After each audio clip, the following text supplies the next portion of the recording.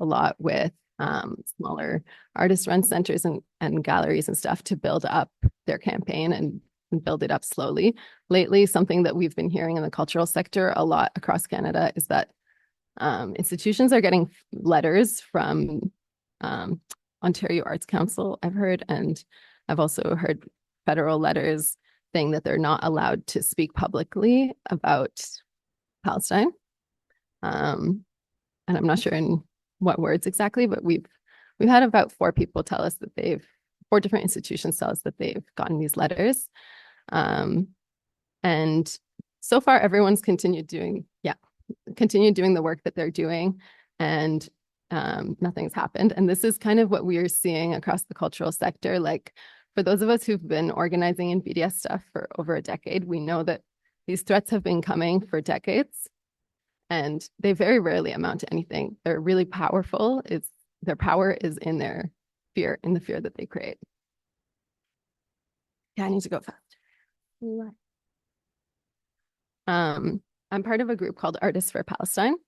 And what we do is essentially meet with galleries and artists and exhibition spaces, whatever, and help them sign on to the cultural boycott campaign.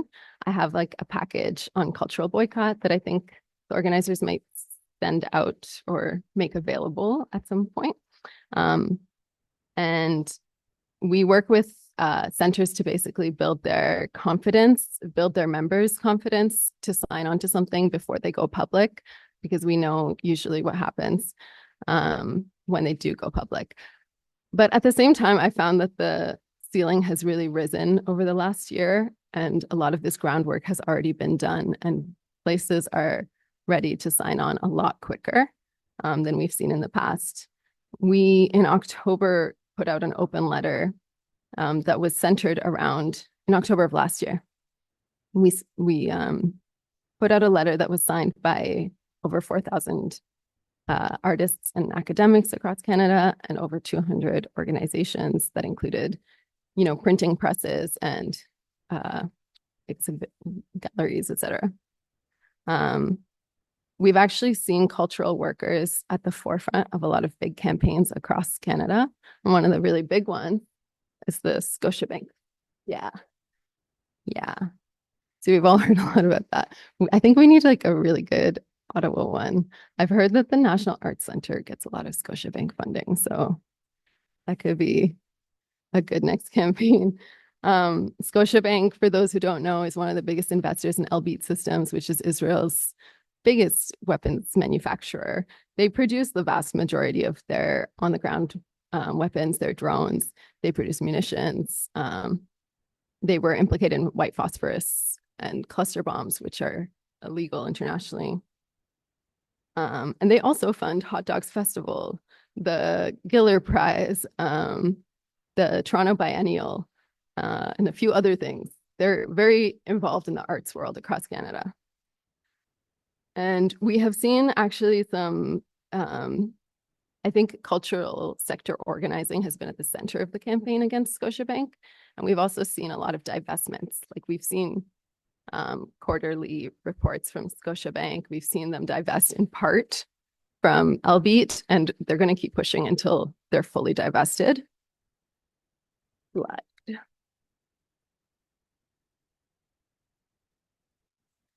I just wanted to say that I think I kind of already mentioned this, but the artists and cultural workers have played a long and critical role in the Palestinian liberation movement. They're very often the first people to speak out. They're often the last ones who are allowed to speak out when repression gets really intense. And we also know that the importance of our work is amplified by the fact that it is being repressed so viscerally across this country. And at the same time, the censorship, the pushing out of critical voices from major arts institutions is not the root cause. It's the symptom of what's of the root injustice. And in the context of Palestine, we're seeing artists We're seeing the like mass destruction of every museum, gallery, archive across Gaza. We are seeing the destruction of cultural monuments across the West Bank as well. The army is systemically going around and destroying any monument that's put up to martyrs that have been killed, to prisoners. We saw the destruction of the horse statue in Jenin that was built, I think, decades ago out of bombed out cars in Jenin refugee camp. They also destroyed the really iconic watermelon circle statue in Jenin. They destroyed the Mavi Marmara monument in Gaza. That was a monument for the flotilla, the Turkish flotilla that was under attack.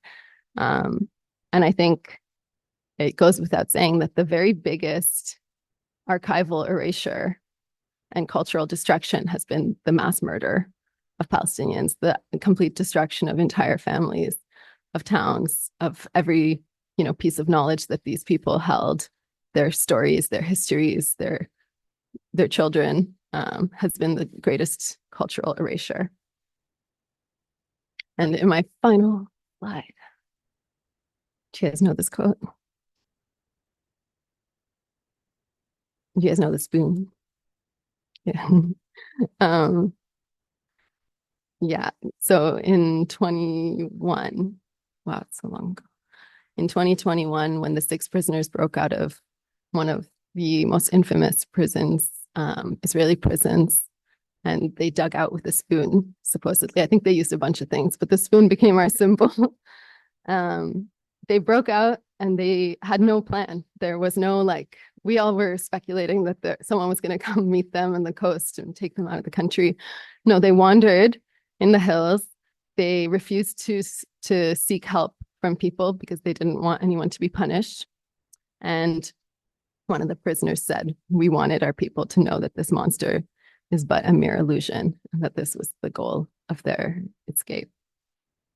So I'll just stop there. Thank you.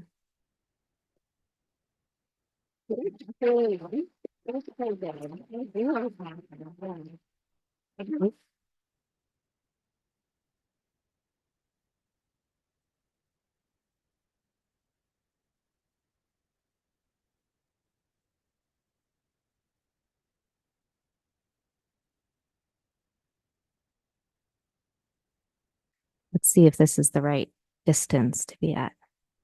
Can you guys hear me okay? Yeah.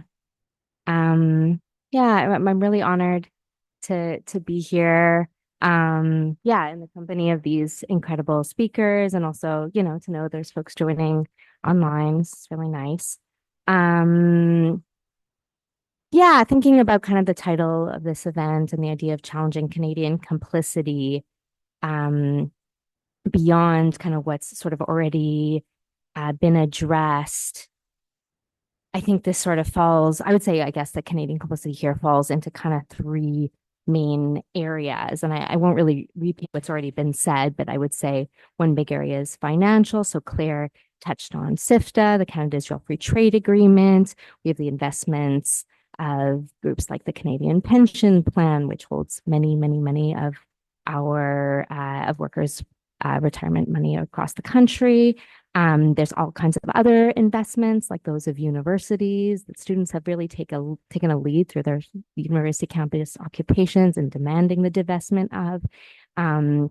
We at World Beyond War support Ontario teachers who are campaigning to divest the Ontario Teachers Pension Plan, which is one of the biggest pension plans actually in the world, from a number of weapons companies.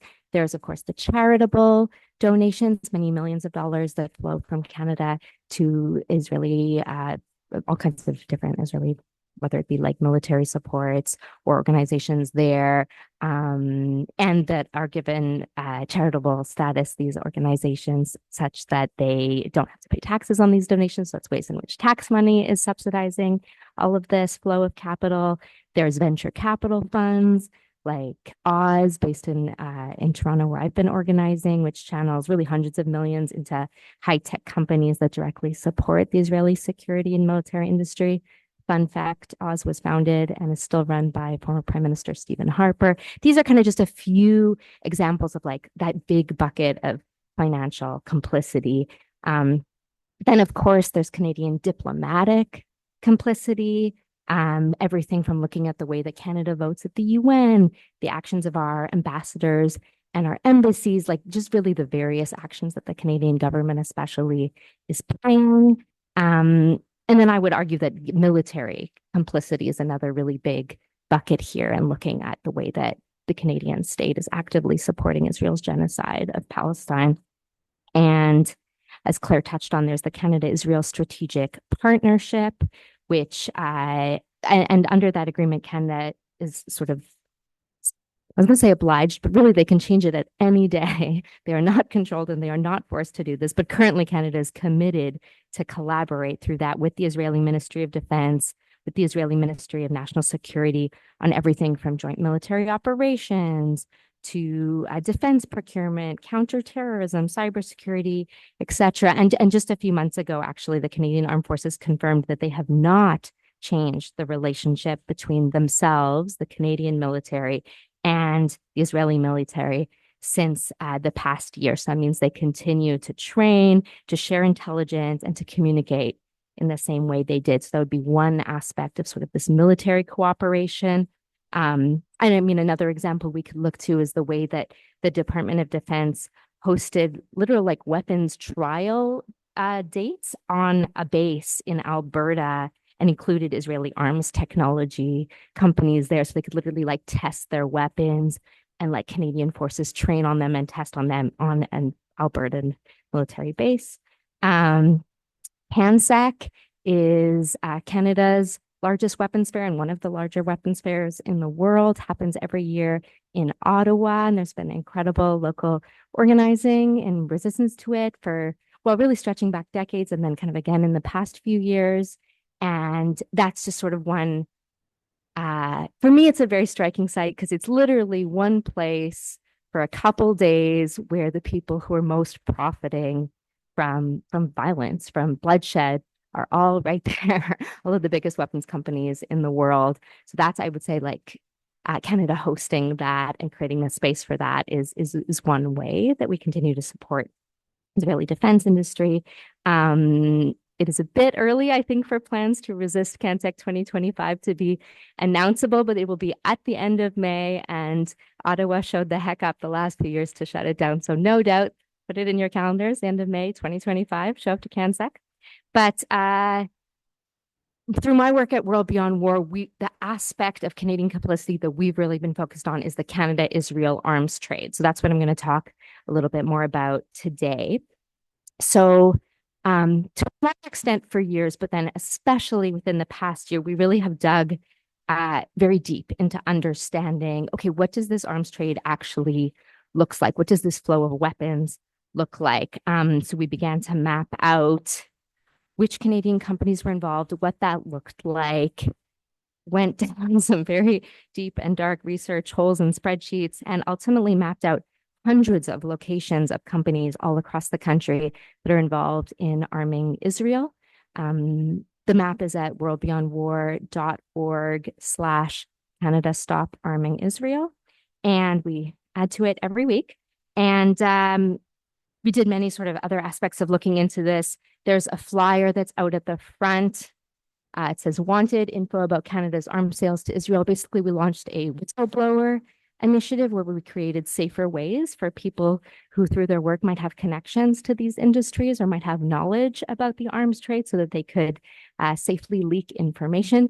I would invite folks after to take a flyer, and maybe you work near a government building, or maybe you work somewhere where you could put it up and someone who might have feelings about the fact that through their waged work, they're connected to this industry, can confidentially leak us some information. That has been very helpful to get that kind of info.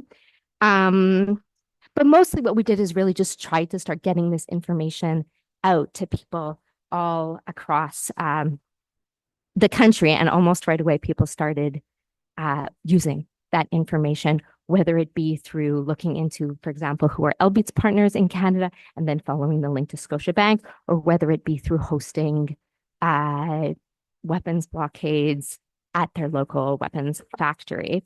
Talk about that a little bit more later. Um, and more recently, back in May, we helped launch the Arms Embargo Now campaign, which in connection to what we were hearing about just now is demanding a sanction. So an arms embargo, I mean, it's literally on the Global Affairs Canada website as a type of sanction that a state can enact to basically cut off the flow of weapons and military goods to a sanctioned country. So in this case, what we're demanding is exactly that. This is not a radical demand. This is something Canada absolutely knows how to do. Frankly, it is the bare minimum that Canada needs to be doing right now, which is cut off the flow of all military goods to and from Israel. It's not a radical demand, but it's, in my mind, an important one because it's one specific way in which Canada is materially supporting the daily violence that is happening, that we are all seeing, that Rana just described. And I mean, maybe a way that I'll talk a little bit more about this is to highlight that we've had some big wins around this over the past year, and 100% thanks to the incredible mobilizing of many, many thousands of people across the country. We have not won an arms embargo, but we absolutely have forced the government to do some of what it was very determined not to, some of which would have been frankly unthinkable a year, 2 years ago, which is to cut back the Canada-Israel arms trade bit by bit. There's been a very concerted campaign of misinformation from the Canadian government. For example, in September, Foreign Affairs Minister Mélanie Joly said, "We will not have any form of arms or parts of arms be sent to Gaza, period." I mean, this is a lie, unfortunately, but I will say that we got the Canadian government to a place where they know what the right thing to do is huge, and where they are committing to do it is huge. And clearly now we have to make them do it. Canadian weapons, to be clear, are absolutely continuing to be sent to Israel and are continuing to be used every single day in Gaza and in Lebanon. But here's what we have gone the Canadian government tangibly to do on this. They have stopped issuing, and I'm saying this because there's a lot of confusion, because this information is very hidden, and because the Canadian government is making statements to the contrary every single day. So I'm going to take a second to sort of set the record straight. So what we have gone the Canadian government to do, only because they've been backed into a corner, kicking and screaming the whole way because of the actions of folks like you all across the country, they have paused issuing any new permits for weapons exports to Israel. So when a Canadian company says like, oh, well, we want a permit to send weapons to Israel, because military goods exports generally require a permit, and that's issued through Global Affairs Canada, they're not issuing new ones right now. Unfortunately, there were already over 200 active permits that already existed that would continue to allow these companies to ship their weapons overseas. They have suspended 30 approximately of them. Mélanie Joly made a huge deal of this announcement. We've suspended 30 permits. And of course, she didn't say like that's only 12% of the active permits. So it's an inch, but you know, there's a lot to go. And when we made a huge stink a few months ago about the planned shipment of Canadian-made explosives being made at a General Dynamics factory in Quebec to Israel via the US, they promised to, and I have reason to believe that they have followed through on actually stopping that from going through. But frankly, the fact that those details on that shipment were revealed was basically a fluke. And the public outcry was amazing, but they have not, it has not been a systemic change that has been enacted. It was sort of an urgent PR response, public relations emergency kind of response to that one kind of planned shipment. So what the Canadian government has not yet done, so this is basically our to-do list here, is, yeah, they haven't suspended or canceled roughly 88% of those active permits that are still on the books, that can still be used and are being used every day right now to send weapons directly from Canada to Israel. And what's more, they haven't done anything to stop the majority of arms exports to Israel, which conveniently do not need a permit because they use a sneaky loophole to go to the US first and then to go on to Israel. Canada and the US's military industrial complexes are extremely intertwined in many ways. And one way is that they have an agreement that they don't have to go through a permitting process for weapons to be shipped from Canada to the US. And not only they don't need a permit, they're not tracked, they're not reported on, there's no accountability. So many of the weapons that are made in Canada or the components that end up in Israel, they go first to the US and then they go to Israel. So those, again, except for that one kind of really high profile case of all these explosives that were going to be made in Quebec and then sent to the US and then sent to the Israel. Aside from that, which has been canceled, there's hundreds more of these planned shipments of weapons through the US. That loophole has not been closed and it needs to be closed. And often when we talk about that loophole, we talk about the main weapons of war that Israel is using. So, for example, just to make it a bit more concrete, the most advanced warplane that Israel has is Lockheed Martin's F-35 warplane. Every single one of those jets has hundreds of components, millions of dollars of Canadian parts, so parts made in Canadian factories in it. If we're looking at if you've seen footage of helicopters that often at very close range are dropping missiles that are starting fires. Those are often Apache helicopters. And similarly, every single one of those has Canadian components that are made at factories across the country. And what's more, these companies are coming back to the Canadian manufacturers for the maintenance to supply the replacement parts for these goods. So it's a continual process.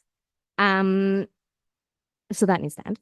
And what's more, the demand for an arms embargo is also for Canada to stop buying weapons from Israel, because the Israeli government has made it super clear that arms sales are central to their funding of their current genocide.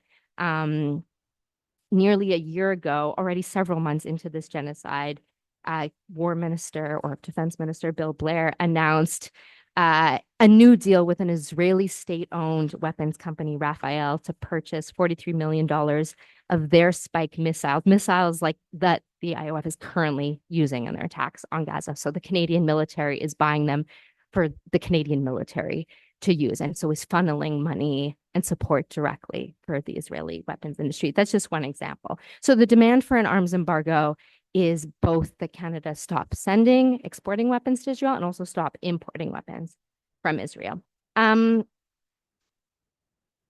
This campaign has a long way to go, but has made great strides. And I want to really stress that the way that it has happened is from everyone pushing on all fronts, but with a very common vision in mind. World Beyond War is an abolitionist organization. I take a lot of inspiration from other abolitionist movements, and something that I've learned from the prison abolition movement is the vision of a common horizon. So we can be working in many different avenues, but let's make sure we're actually pointed to the same horizon. So the prison abolition movement is very clear. We're not advocating for like new, better, safer prisons for prison. No, the vision is no prisons. So we're not going to be sidetracked into like new, better prisons. And similarly, I think that everyone in the arms embargo campaign has been extremely focused that it's not about which weapons, we're not going to be sidetracked into is it lethal or non-lethal or this. Like, no, all military support for Israel has to end now. So there's been research, there's been lawsuits, there's an ongoing lawsuit now where the federal government is being sued in federal court for not following their own laws around weapons exports. There's been incredible labor organizing because without the workers, shipping, building, whatever these weapons, it ain't happening. And then, of course, there's been incredible direct actions. And we're going to show a video later today that really highlights that. And I'm seeing in the crowd many folks who were at an action that we did yesterday as the Juicy Noted Genocide Coalition at the House of Commons.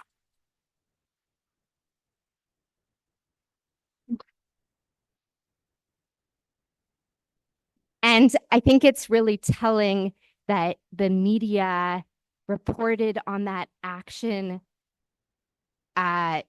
like they got the words right. They understood what an arms embargo was. They understood why we were demanding with that. Like whether or not they agree, who cares? But And the federal government responded. It was brought up in the House of Commons yesterday as well.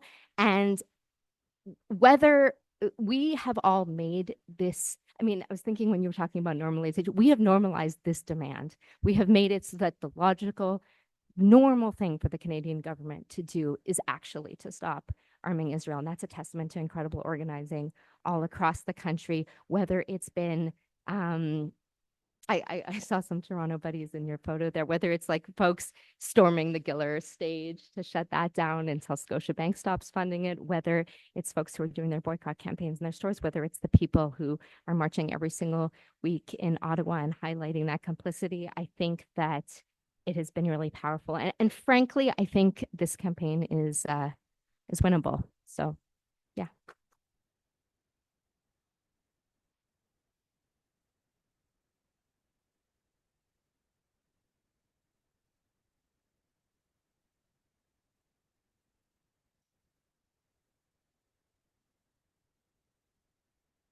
Hey everyone, can you hear me?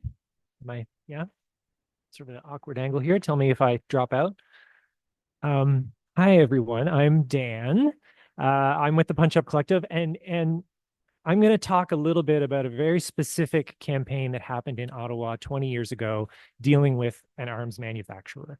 But first, I just want to say, more cable. Oh, thank you. Yeah, sorry. Yeah, perfect. Yeah, great. Yeah, it's the max. Yeah. But first, I just really want to say how grateful I am to be a part of Education for Liberation's, I think, inaugural event. Super excited. And just how honored I am to be on this panel with Rana and Rachel. Like, it's so great to be up here with people that are on the front line of the struggle right now. And BDS, frankly, has been a beacon of hope for the last 20 years. I think next year will be the 20th anniversary, and such an amazing model of how to globalize the Palestinian liberation struggle and link it to our daily lives. And it's very powerful. And so I'm honored to be here. Yeah, the action yesterday by World Beyond War and allies was absolutely amazing. So I'm also super excited to be up here with Rachel and folks in the room who are from World Beyond War. So thank you all for being here. Slide, please. So this is a poster by Jesse Purcell, who's with the Just Seeds Artist Collective. Maybe people know Just Seeds. And this is a poster that says, "Take down SNC, become the resistance inside Fortress North America. SNC Lavalin bullets take Iraqi lives, target war profiteers, end Canadian imperialism." You know, and this is from a campaign that we started in 2004, 2005, really. And I see people in the room tonight who were part of that campaign, who were in the streets with us at that time. And my memory is terrible. So if at any point I miss something important, or in the question period, don't hesitate to be like, Dan, what about that thing? What about that cool thing that happened? But this was a campaign that we did a poor job of documenting. We haven't talked about it in many years. So I'm going to be relying on my poor memory and some stuff I looked up on the internet to remind myself. So next slide, please. Yeah.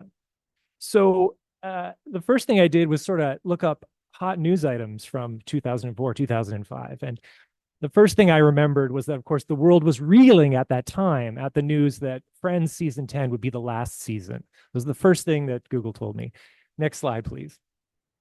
But the next thing, of course, was, and this is important context for everything I'm going to talk about, is that in 2003, one of the largest anti-war mobilizations in history happened. On February 15th, 2003, over 30 million people took to the streets globally to demand that the U.S. not invade Iraq. The invasion at that point was imminent. We all knew it was coming. It did, in fact, start in late March, just a month, a little bit more than a month later. There were all kinds of mobilizations leading up to this. There were all kinds of demonstrations after it, but February 15th was truly an epic moment. And for those of you that were not around then or were not in the street, it's difficult to overstate what it felt like to know that you were in the street with millions of other people, that in 600 cities around the world, there were massive mobilizations. There were 250,000 people in the streets of Montreal alone that day. It was absolutely an amazing moment and successful, in that Canada, just a few weeks later, who up until that point had been announcing and very openly stating they were going to be supporting the US war effort. The prime minister stood up in the House of Commons 2 days before the invasion started and said, actually, we're out. We're not going to participate in the invasion. And that was a momentous and tremendous victory, right, for the movement. It was a partial victory. Without going into all the details, but I'm sure many of you know, Canada remained very complicit in the invasion of Iraq in a variety of means. Some very open. They sent warships and staff to facilitate the invasion. They provided intelligence. I mean, the main one, of course, was that they freed up US troops in Afghanistan so those troops could be shipped to Iraq. Canada was very much involved in the invasion and occupation of Afghanistan at that time. So it was a partial but important victory that happened, right? And many of us at that time, even leading up to the mass mobilizations on February 15th, 2003, were already sort of concerned that about what would happen when Canada declared it would opt out, right? What would happen to the movement? Because our movement, the mass mainstream movement, was very much built around this idea that Canada should not be involved in the invasion. And so we were already starting to grow concerned that the movement wasn't clear enough, it wasn't articulating enough Canada's broader complicity in imperialism and occupation and colonialism at home and abroad. But that also it was built very much around this demand that Canada not participate in the invasion of Iraq. And that's essentially what happened. Canada, on the surface, decided not to participate. They made that announcement. And the movement faced a sort of destabilizing moment where it had achieved this really important victory, but had difficulty transitioning to the next thing, had difficulty grappling with the fact that Canada was still occupying Afghanistan, that Canada was still providing logistical and military support to the war in Afghanistan, or to the war in Iraq, even if it was on the surface was not openly doing so, right? So in the lead up to this, many of us had already started been talking about what to do and how we could reorient our organizing and what organizing we wanted to do that might make clearer connections towards Canadian complicity to what was happening in Afghanistan and Iraq at the time. And so we started looking around for things, for targets, for organizations, for trade deals. And we came across in 2004, can you go to the next slide, please? We came across this. So in 2004, we saw this press release from General Dynamics Ordnance and Tactical Systems saying that they basically had just cut a deal with a bunch of companies to supply 500 million bullets a year to the US military for specifically to be used in Iraq. 500 million bullets a year, and the contract was for 5 years. So it's, billions of bullets. And one of the companies involved in this deal was SNC Technologies Incorporated of Canada.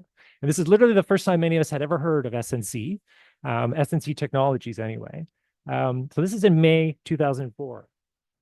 And so we immediately started to dig into this. And can you go to the next slide?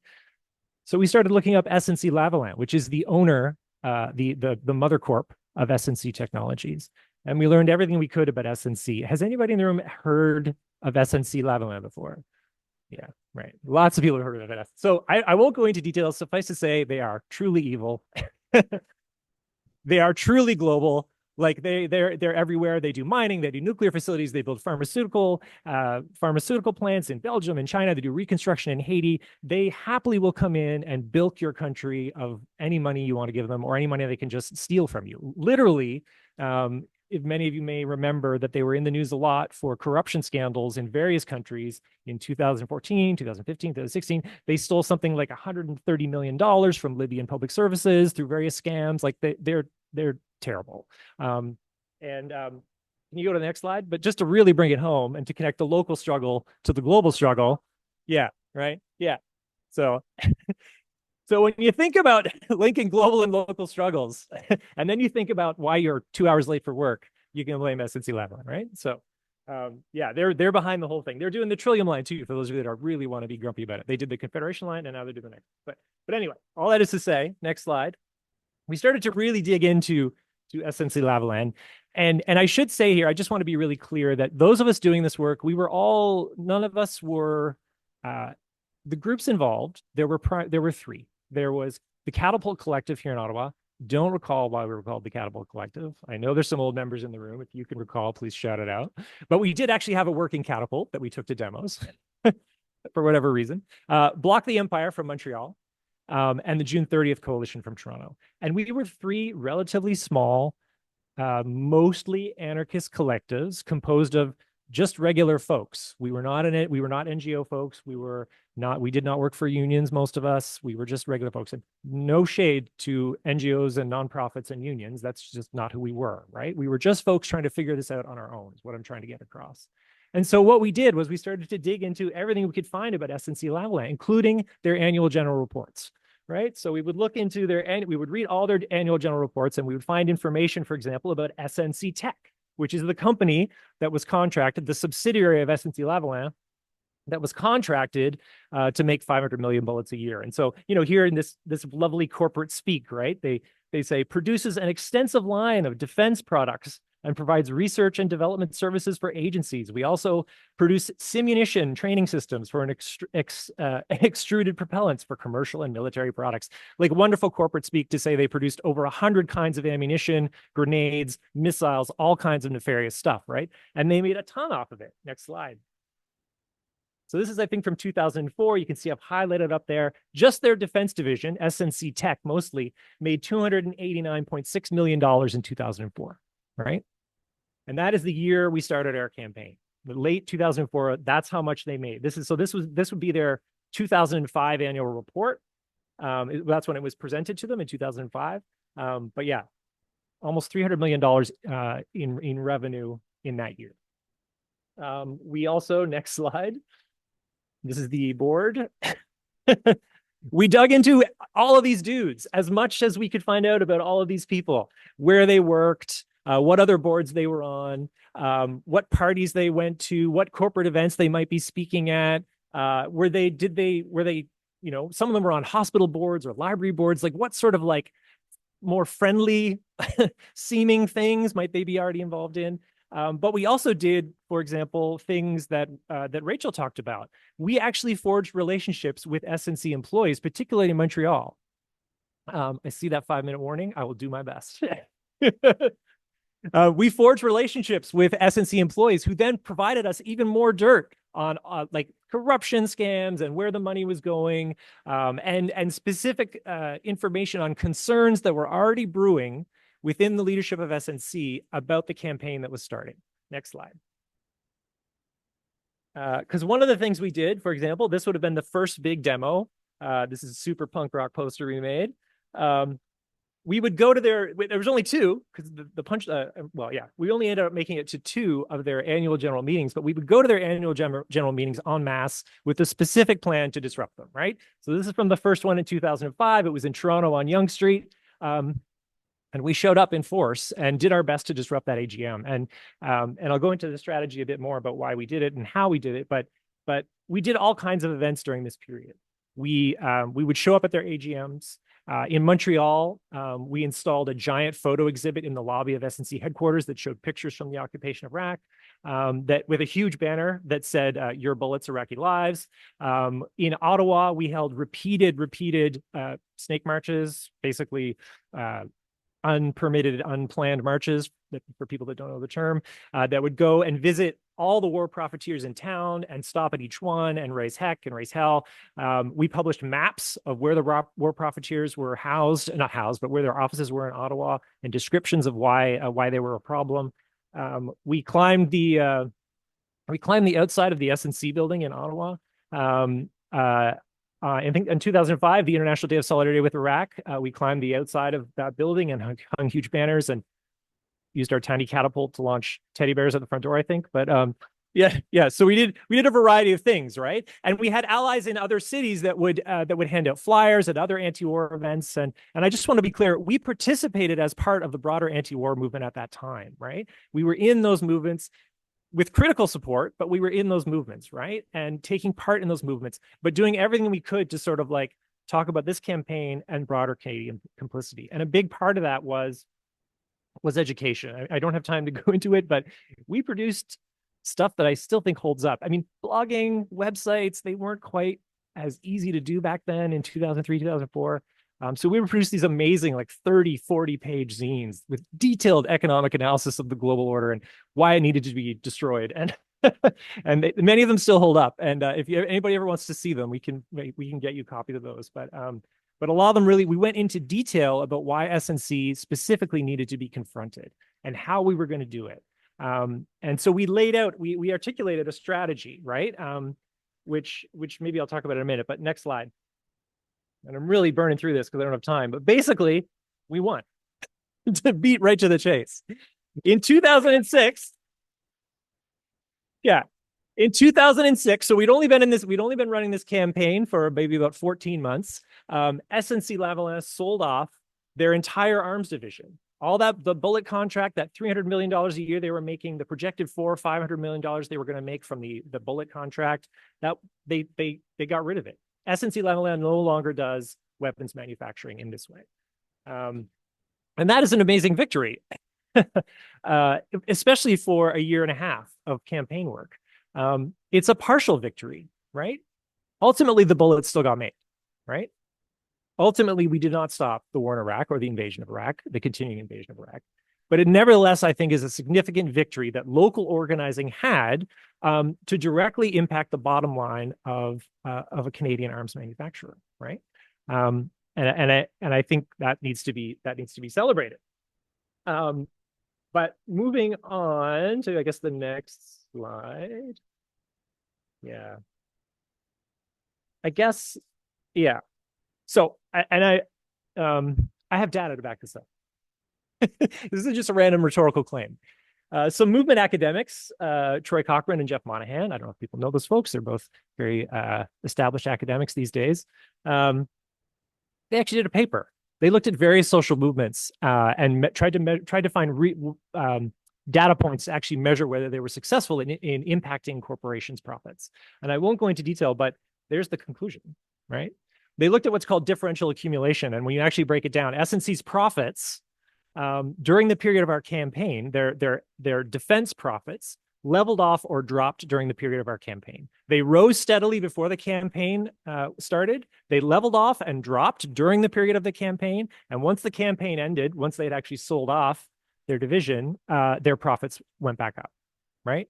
So there's actual data out there that we can point to say this campaign was successful. Paper's worth reading because they also talk about some other interesting campaigns against Nike and campaigns against Huntington Life Sciences, if anybody knows about that one. So totally check it out. Fighting to Win, Tools for Confronting Capital.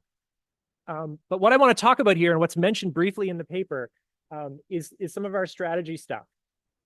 Because we really approached this really deliberately. We spent all that time looking at SNC's finances and their position within the Canadian economy and the global economy. And we wanted to make sure that they were going after them would make sense. Did we have a credible plan to win, essentially, right? Like, it wasn't just some random corporation that we picked. And actually there were 3 or 4 specific strategic weaknesses that we highlighted or that we suspected were there. Number one, SNC Tech, their defense division, was, on their books was only worth about $300 million. It's a multi-billion-dollar corporation overall, like about a $4 billion corporation in the mid-2000s. So actually $300 million is not a huge amount of money for them, right? So we felt maybe there was a leverage point there that we could be like, maybe it's just worth your time to ditch this tiny amount of your overall budget. They're also not a widely known corporation at that time, right? So we thought they would be more affected by a public campaign, right? They really sort of ran under the radar at that point. And, and so that's why we use slogans like, is SNC stock rising with the body count, right? That's why we use slogans like that, right? To really link their public image with death. But also at that time, the Canadian government was still going to great lengths to distance itself from the war in Iraq. It didn't talk about the ways it was supporting the war in Iraq. In fact, it talked about how proud it was to have maintained its history as a peacekeeping nation and other like nonsense myths we tell about ourselves, right? But that was their story at the time. SNC is very linked to the federal government in so many ways, which I won't go into. But in fact, it's in SNC's own documents, their own annual reports. It'll say things like, about the ammunition contract, 100% of our defense sales are approved and reviewed by the Canadian government, right? So it's right there in the SNC materials that they're directly linked to the federal government. And the federal government was desperate to not seem to be involved in the invasion in Iraq. So we thought that was also a weak point that we could exploit. And ultimately, I think those were the reasons we were successful, because we spent the time to do a fairly deep and strategic analysis of our opponent, of SNC-Lavalin, figure out what the weaknesses were, and then try to exploit those weaknesses. So we really did try to be deliberate about that campaign and intentional about what we did. We didn't just sort of show up outside a building and yell. Sometimes that's great, and sometimes that's what you got to do, but we tried not to do that this time, right? So in the interest of wrapping up quickly, maybe I'll just say next slide, I guess. Yeah. I guess really what I would just say in conclusion is, we beat SNC-Lavalin at that. But why didn't we move on to something else? Why did the campaign fizzle out or morph into something else, right? Why does that campaign still not exist in some form? And I think there's a lot of reasons for that. That was a difficult period for a lot of reasons. But I think one of the reasons is that we did not truly and sincerely believe that we would win, right? Which is ironic, considering that is one of the exact reasons we wanted to do something different than the mainstream anti-war movement at that time. We were like, they're not thinking about what's going to happen when they win, right? And the same thing happened to us, right? So I guess just what I want to close on is take winning seriously, right? Like, plan to win in every sense, right? Like, develop a plan, like take winning seriously in the sense that you want to develop a plan that will actually get you to a win, right? But also think now about what's going to happen when you win that important but conditional victory, right? You hit that moment where you haven't actually liberated everyone everywhere, but you still achieved something really important. Because those moments, in my experience, can actually be really destabilizing if you haven't thought about them in advance, right? I do believe that Palestine will be free. And I do believe that we will globalize liberation for all. In the interim, there's going to be lots of weird little moments where something happens and some people pull back from the movement because they think we've achieved something important, and we have to keep going. So that's really what I would like to close on, is just that, like, we absolutely are going to win. Let's plan for it. Let's be ready for it. So thank you, and free Palestine. Yeah. Yeah. Yeah.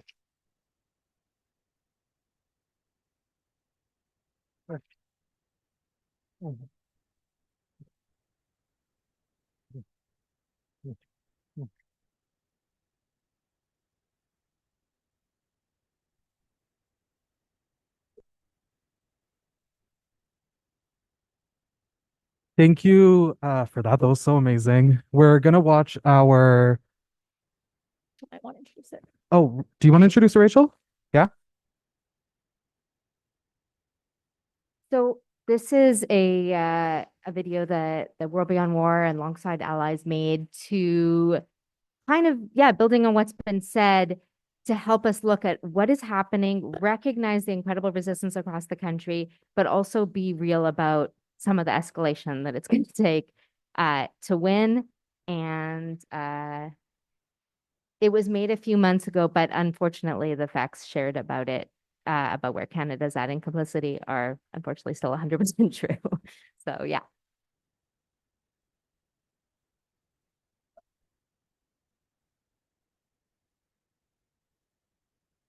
Since Israel's latest assault on Gaza began in October, Palestine Solidarity organizers have zeroed in on Canada's arms trade with Israel as a key site of struggle. More than 50 companies have been identified across the country that manufacture weapons, components, and military technology for export to Israel. When confronted about this complicity, government officials misled the public. We have not emitted any new export permits since October 7th. And we have sent, since October 7th, non-lethal equipment, including night vision goggles and protective gears. And that was through Canadian companies. Canadian companies produce vital parts of the fighter jets, warships, drones, and attack helicopters that are decimating Gaza right now.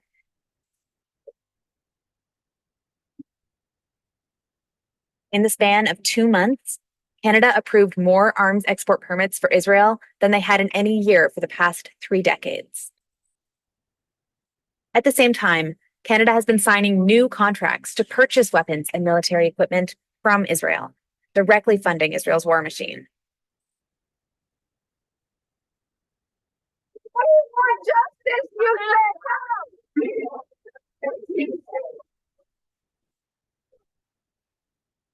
Communities across Canada have written, phoned, and petitioned our MPs. We have held teach-ins, community meetings, and town halls. We have flyered, marched, picketed, and rallied at every government office you can name.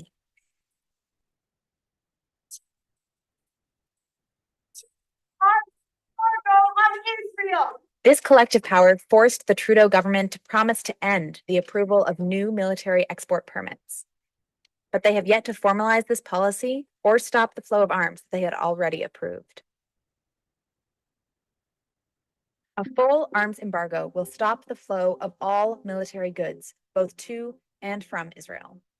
It will close the loophole that allows military goods to reach Israel untracked and unreported via the US. And it will stop the funneling of our tax dollars into Israel's military industry.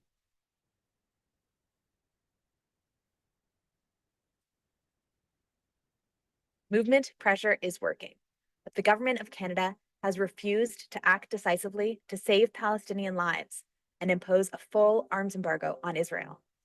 We've had no choice but to escalate. People of conscience from coast to coast are taking action to shut down ports, rails, highways, and weapons factories.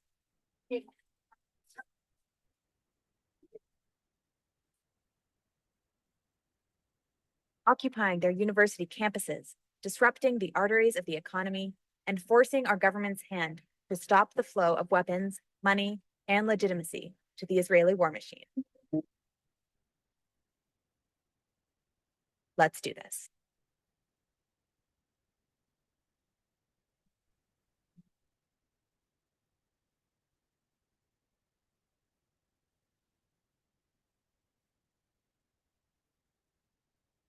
We're gonna open the floor to some questions. So if you want to raise your hand. Perfect.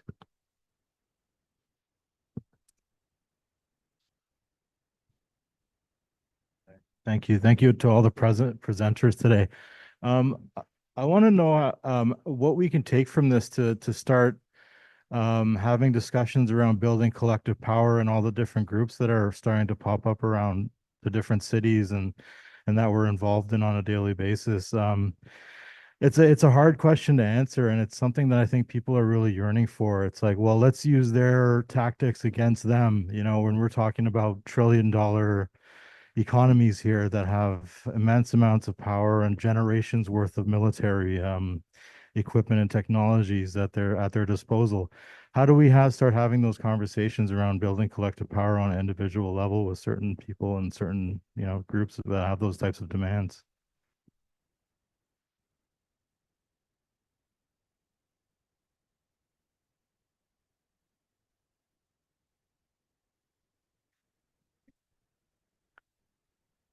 Yeah, I mean, on one level, I think to some of us have already spoken about these like kind of initiatives where we are trying to build people who build kind of coalitions of people with common cause. I mean, you talked about bringing together like an astonishing number of artists who had like great personal like risk to their careers or whatever are coming together on this demand. I mean, the arms embargo campaign, if you go to armsembargonow.ca, we're should have checked before in the last month where we're at, but I think it's now over 400 organizations around Canada that have endorsed, including the biggest unions in the country, including some of the biggest churches in the country, like as well as like local collectives, as well as like local anarchist groups. It's like really at all levels, collectively representing, we lost track, but like well over 15 million people across Canada formally represented by those signatories. We've now gotten 47 members of parliament to sign on as well from, well, I was going to say all parties, not the Conservative Party, still working there, but many Liberals have broken rank within their own party to sign on to this demand. So I think one example of this kind of work is like, how can you build collective power behind a shared and very clear and very winnable demand, and then support people and like, okay, how do you move this forward within your context? So within your union, how do you go beyond just signing on to this demand, but actually being like, okay, and now we're going to make sure that if any of our workers are working in a context that's actually supporting the Israeli arms industry, that we'll have a hot cargo campaign where they refuse to touch those goods. They refuse to transport those goods. They refuse whatever. Within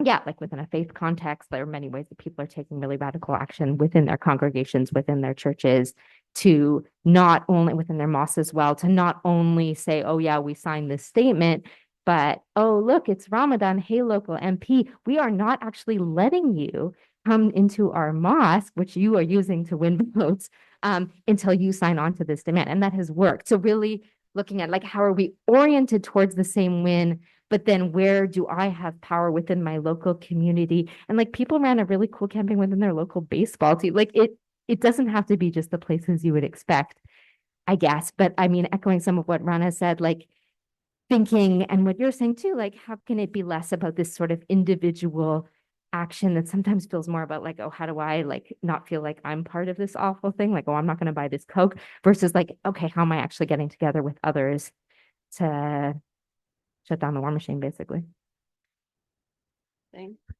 I would also just add that like nobody knows what they're doing when they're building these campaigns. And I feel like Dan kind of showed us, but like I find organizers often, or like, you know, a lot of people who are on the brink of becoming organizers are like, but we don't know what to do, like other than showing up to protests or the stuff that we're seeing online. But like nobody knows what they're doing. And like you're kind of figuring it out as you go and using the skills that you have. I was also thinking about the Scotiabank campaign and how like the big Scotiabank campaign was really well thought out. They had kind of some time to plan an arc where like they, you know, built up public consciousness as they built their actions. But then I think from what I understood from organizers, that the Hot Docs Festival, they kind of realized that connection a little late. There were still a lot of people who had films in there. It was like they didn't feel like they could. They chose a different strategy. Instead, they planned an entire parallel festival, an 11-day festival at the same time. So they were like responding to the fact that they, you know, had to use different tactics. And that's all that organizing is just being consistent and trying different things. Yeah. Can I just add one thing about that? Because I was based in Toronto at the time and both attended the Parallel Festival and some really cool Hot Docs Festival films where the filmmakers and the directors got on stage and say, we're so happy to present this film with you, and screw you, Scotiabank, for funding this festival. So just to like remember that there's, like you're saying, there's many ways to do it. Like there's the pull out and the condemn it, but there's also like, oh, well, maybe we didn't know when it's been enough time to pull out of this festival, but here we are, and we're going to call out the funders while we're on this stage. It was really cool to see. I can just add, like, say quickly, like to your question, it's hard. It's always going to be hard. It's totally worth it, but it's really hard to do coalition work and to do that. And for me, I think what I often come back to as a way to help me through that process is you find a few other people that you share politics with so that you can make those decisions with other people, right? Like participating in this group or this event, does it make sense for us to do that? Like you have some people you rely on to sort of give you some perspective and distance from it. So you're not just making those decisions feeling like totally isolated and like freaking out about everything that's happening. There's some other people you can rely on to like, okay, there's 3 or 4 of us. We have shared politics. We've done these things together. Like, given that, like, does it make sense for us to take part in this coalition or this network, right? That helps me find my way through that difficult work, difficult but valuable work. Yeah.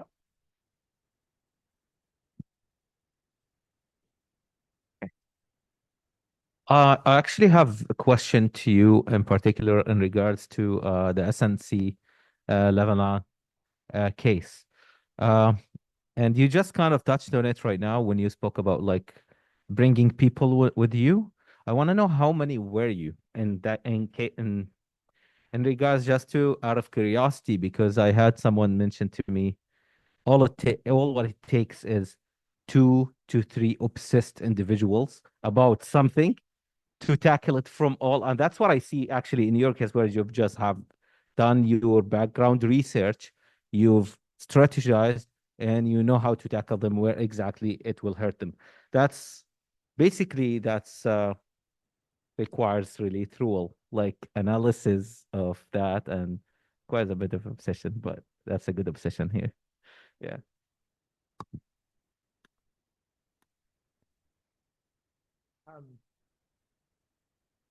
Yeah, I mean, there's a lot to unpack there.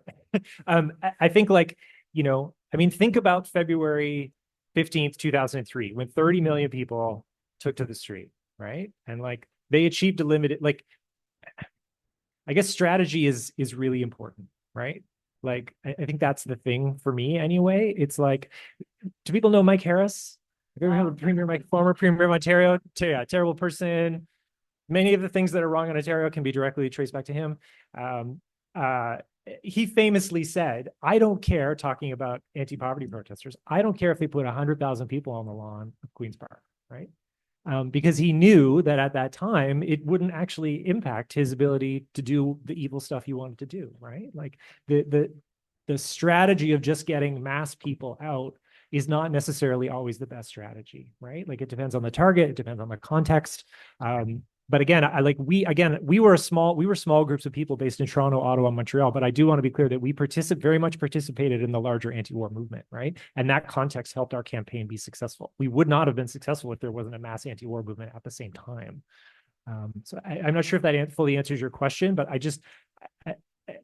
for anybody that wants to chat afterwards, because I don't want to monopolize the mic, I think there really is an important like through line of like your politics, determine your strategy, determine your tactics. And that is a really helpful tool for me in terms of framing, like trying to figure out what to do in any given moment. What are my politics? What's the strategy I need to live up to those politics? And what are the tactics that are going to help that strategy come through? And I think that's, yeah.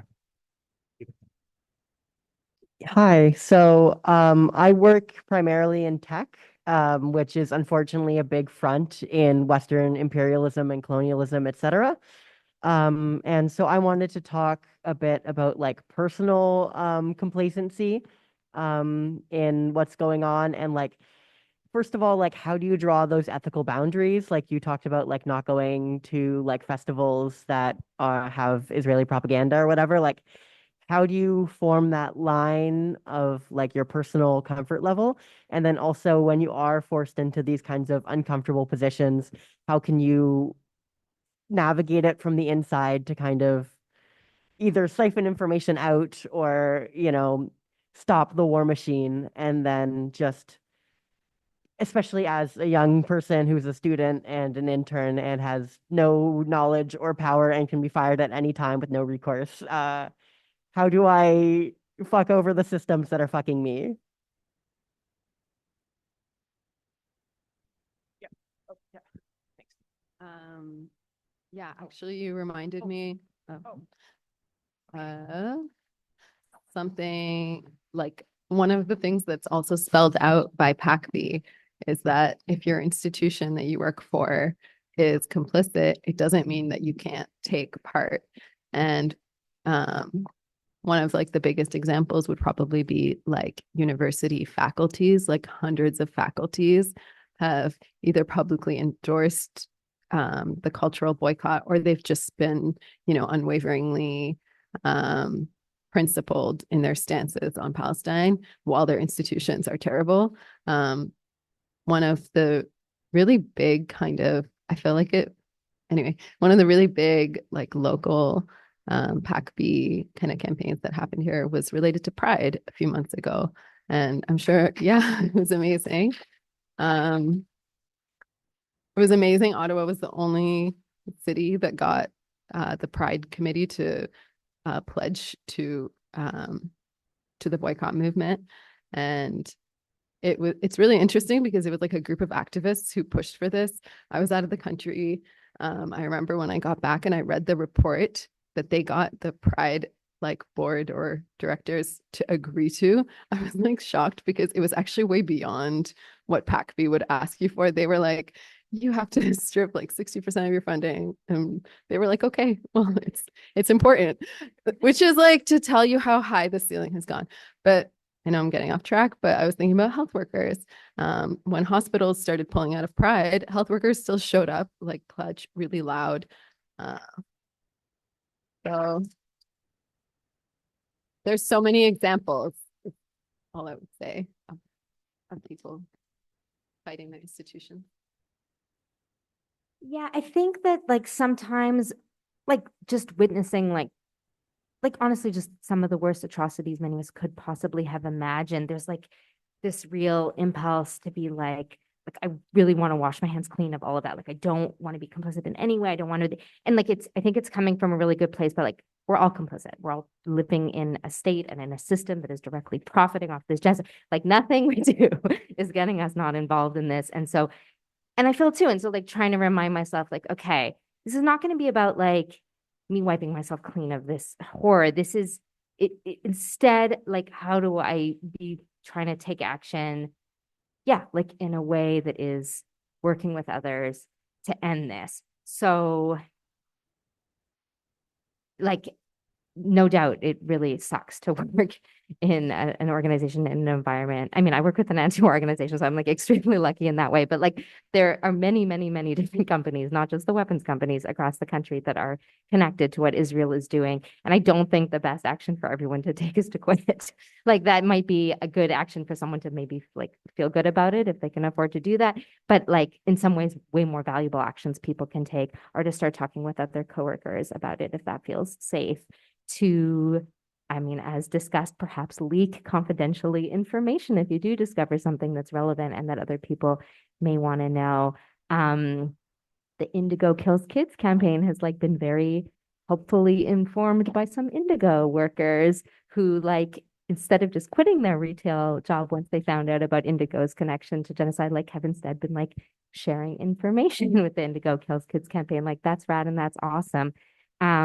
Like as World Beyond War, we've supported and directly planned like dozens of weapons factory blockades over the past year, like not just protests at factories, but where we like literally prevent the shift from getting into work and from them being able to do the work that they do that day. And we're super clear, like the workers at these factories are not the enemy. They're our potential allies. Honestly, I mean, some of them are great jobs. Some of them are like pretty shitty jobs that are worked by like racialized folks who just moved to the country and like this is the work that they can get.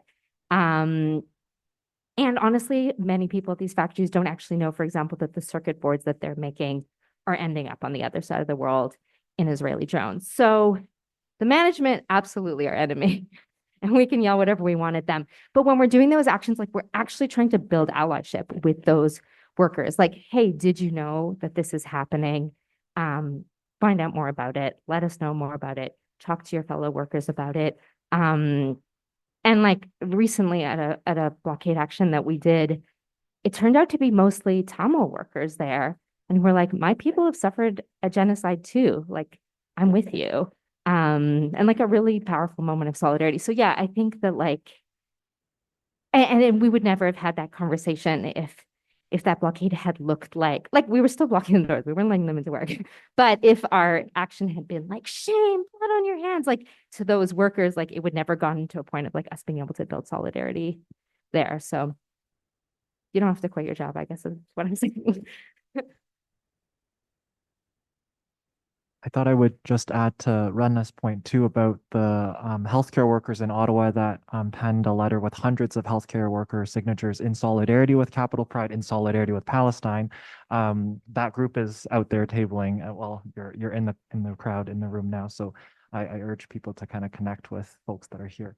We will take one online question and then one more audience question. So online we have, has there been any work done with the workers, some or all of whom are no doubt unionized, who are producing the arms or components of the arms that Canada sends to Israel? Are there any success stories of connecting with those workers?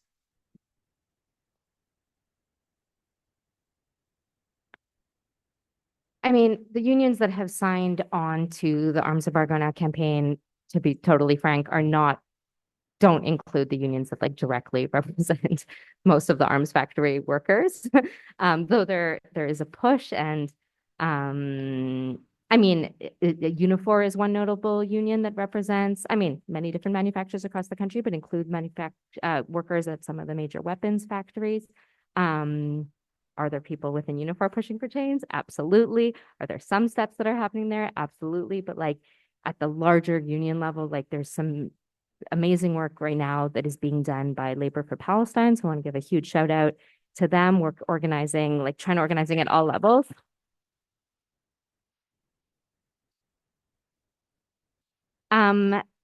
But I do think that, yeah, like it is worth noting the larger labor organizations that have come around to this demand. Like, as you said, the ceiling really has risen, and unions who years ago would never have condemned Israel are now doing so.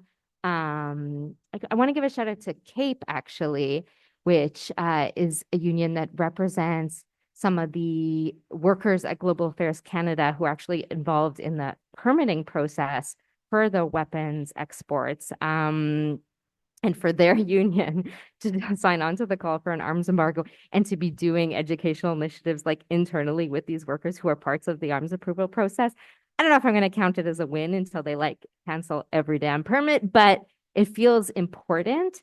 And I guess it makes me realize, I feel like there's moments where you have a win. And I think sometimes the reasons you don't expect it is there's all kinds of invisible stuff happening behind the scenes and all kinds of invisible wins sometimes that happen where so sometimes, for example, we see that a weapons company is trying to open up a new facility and you're fighting against it, and the issue kind of disappears for a while, and then that facility never gets open. Sometimes you never even notice that victory, but that was like an invisible win that you had. And the company very, very rarely is going to put out a statement that's like, because of those protests, we didn't open that other factory, but that's what happened. So I don't think this is really an answer to the question, but this is sort of segueing off of the last question too. Like, I actually think that like, I just want to put it out there that if you're not in a workplace that is currently unionized, if you're in a workplace where you feel you are engaged in work that maybe is in violation of BDS or you have questions about, you could start a union. The best way to deal with that is to confront that collectively in the workplace. Of course, I'm a union organizer, so that's why I'm doing this pitch. But like, I just want to really put that out there, that a tangible way you can participate in this struggle is to do it collectively. And if you are a worker, you can do it with other workers. And a good way to do that is to join a union. And I think particularly if you're in a workplace where you feel maybe you're isolated, you're concerned about the stuff your company is up to in terms of its complicity with Israel, a good way to deal with that is to do it collectively, not just on your own. Yeah.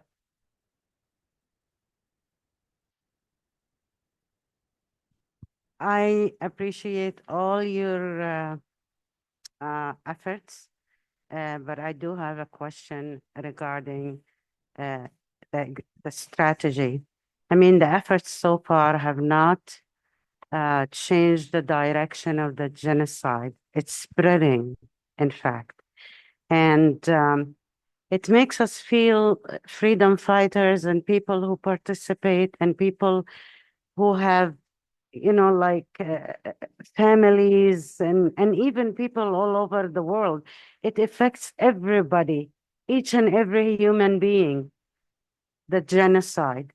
And it has become a word like coffee or I don't know. And it became, the word genocide has become so overused that people became desensitized to it.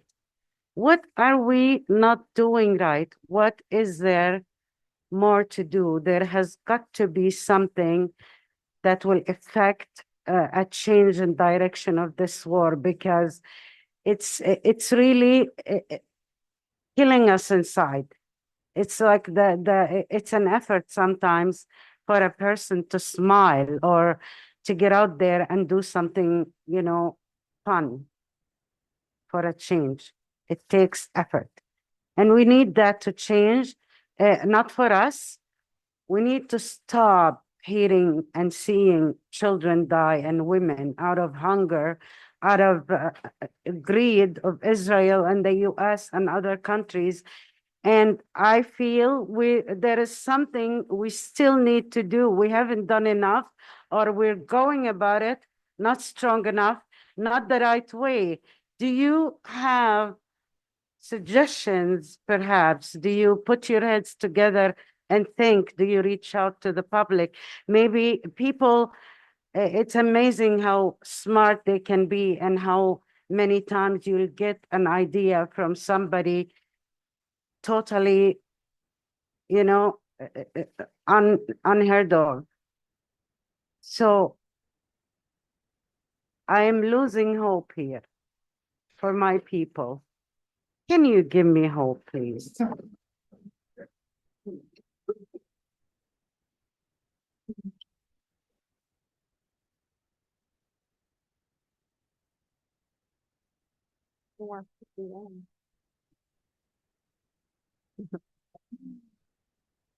I have the same question, so I don't know if I can answer it. I just the only thing I tell myself is that you can't do nothing because that doesn't make sense. So I don't know. I feel the same way. Nothing really. Yeah. But we just keep trying different things. Should we crowdsource this one? Yeah. There's someone putting his hand up. Yeah. Oh, okay. Yeah. I didn't have I think the authority. for answers to the previous question, not a new question. I mean, I know my own personal answer to the hope question, but this is just for me. I am obsessed with the writing of Mariam Kaba, who's an incredible US abolitionist and organizer there, has been doing this work for many, many decades. And she talks about hope as a practice, hope as a muscle, hope is, you actually have to exercise it and do it. It's not a feeling. It's not a thing that you magically have. It's an action. And that personally is what gets me through the despair in like you said, the normalization of genocide, that complete dehumanization of the world. That the only way to hope is through the collective organizing with other people, is through doing all the things. And I don't have the answer into how we end the genocide, but that's my personal answer to not falling into the depths of despair, is you have to do the hope. You don't get given it. You do it, and you're with other people, and you have that radical honesty that you shared with us today about how we're not surrounded by wins. We're just surrounded by devastating losses, harder than any of us can grapple with. And who can you share that radical honesty with? Who can you cry with? Who can you come together with and do the hope by just trying to do the next thing? It's not an answer to your question, but it's my answer to the hope question. And I guess I would just quickly add too, I don't know the answer to that question, but I guess I just want to, reiterate partly what's already been said, is that you're not alone in that feeling.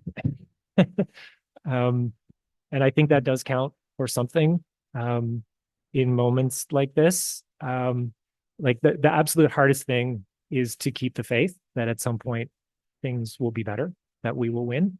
And finding the way through that is really hard. But going through it with other people can help a bit, I guess. But unfortunately, the strategy question, I wish I knew that answer too. Yeah.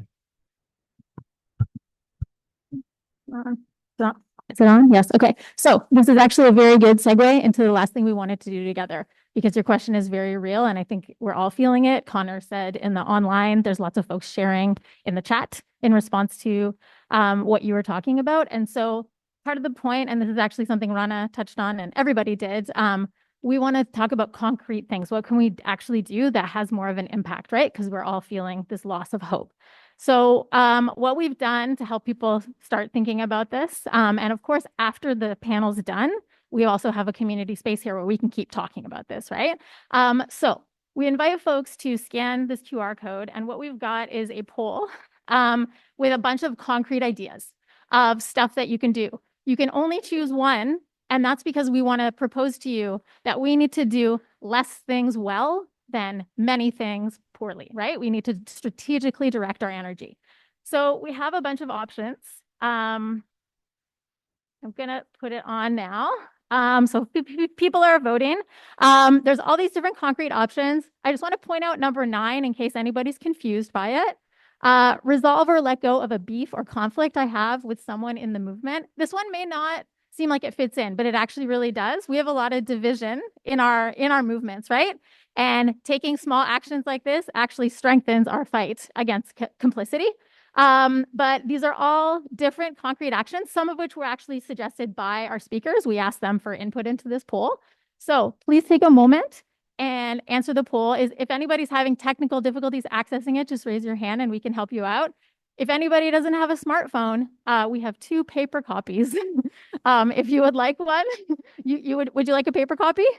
Yeah? Okay. Can we get with I don't know if you have a pen there too, Yipeng? And there's one at the back as well. Our 2 paper copies have been claimed. So take a look and can you go back? Oh yeah, no, sorry, stay there. And then we'll just take a look at what folks are drawn to.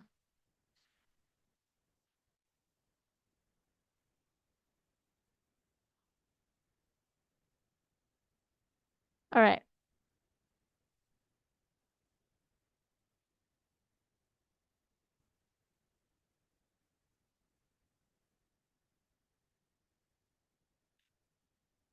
All right, sorry if it wasn't working there for a second. There it is. So folks are voting. And you can always come back to this as well for inspiration, but these are all things, sorry.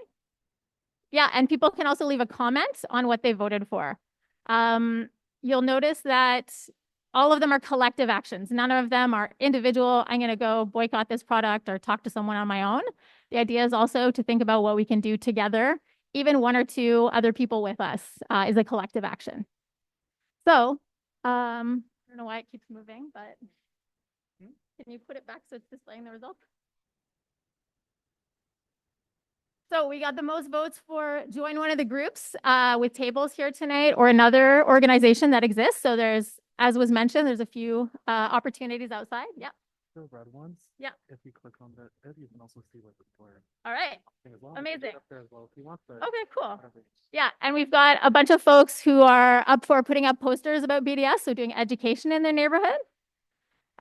We have comments in people's responses. My MP is not on the arms embargo now signatory list. So if your MP is not on that list, then you can find folks in your riding, 2 other people, 2 neighbors, go with them and try to get a meeting and talk to your MP. Yeah, let people know where that list is. So if you're wondering whether your MP did already sign the call for an arms embargo, or if you're wondering any other things about that campaign, like maybe whether your organization or union or school or whatever signed on, it's all at armsembargonow.ca. Amazing. Armsembargonow.ca. Did you want to do something? No? Okay. So we got some other ideas. Organize an arts event with music and poetry. Prove media complicity with fake and inaccurate reporting. Start a letter writing campaign.